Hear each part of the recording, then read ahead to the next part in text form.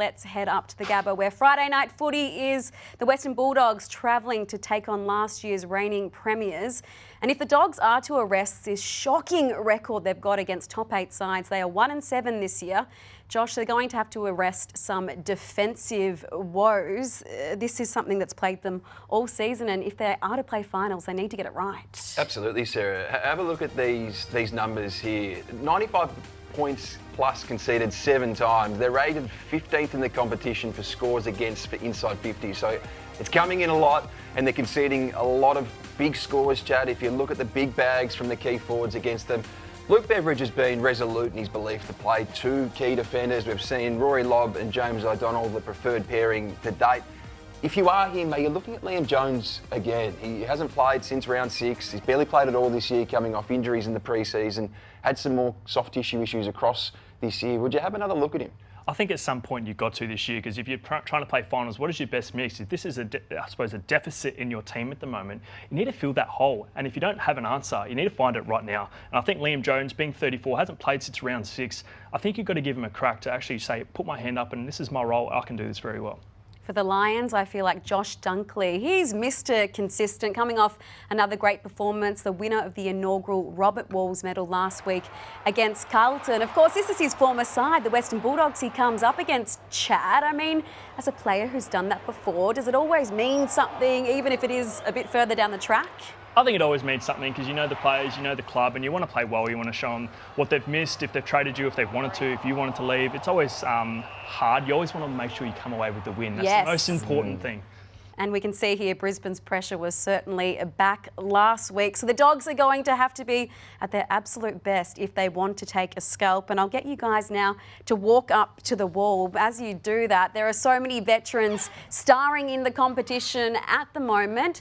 Many have secured their future beyond this season. But Josh, there's a handful still waiting patiently, or maybe a little impatiently, in the wings, and you're going to highlight 5 of them. Yes, we are, Sarah. We are deep in winter, and the names we're about to discuss are deep in the winters of their careers, Chad, but it feels like many of them have a case for another season in 2026. Jake Melksham is one of them. What he's doing right now across the last 3 weeks in particular suggests that even at 33, almost 34, he's got some petrol tickets left. Well, he definitely looks like he has some tickets left. I mean, averaging 1.9 goals a game, which is a career high. And like you've just mentioned, he kicked 14 goals in the last 3 weeks. He doesn't take away from the other small forwards at Melbourne. He just gets the job done. And for a role that's one of the hardest to play, I think it's an easy, no-brainer lock-in for next year. 5 goals, 4 goals, 5 goals. A massive last 3 weeks for Jake Melksham. Jack Gunston's also 33. And at the start of the year, who would have predicted this? But he's averaging more goals than at any other time in his career. But it's not just the scoreboard impact when it comes to him. You spent a lot of time with him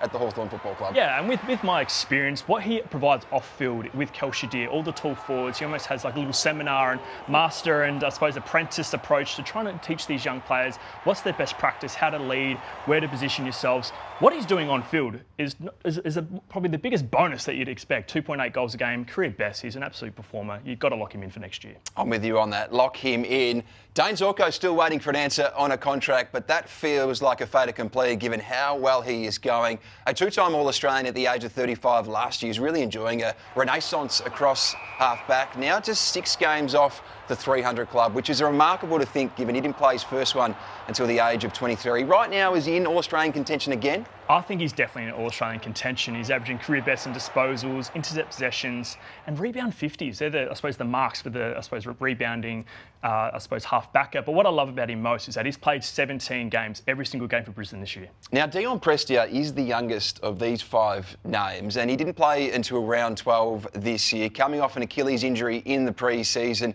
But his last 6 games have been really impressive.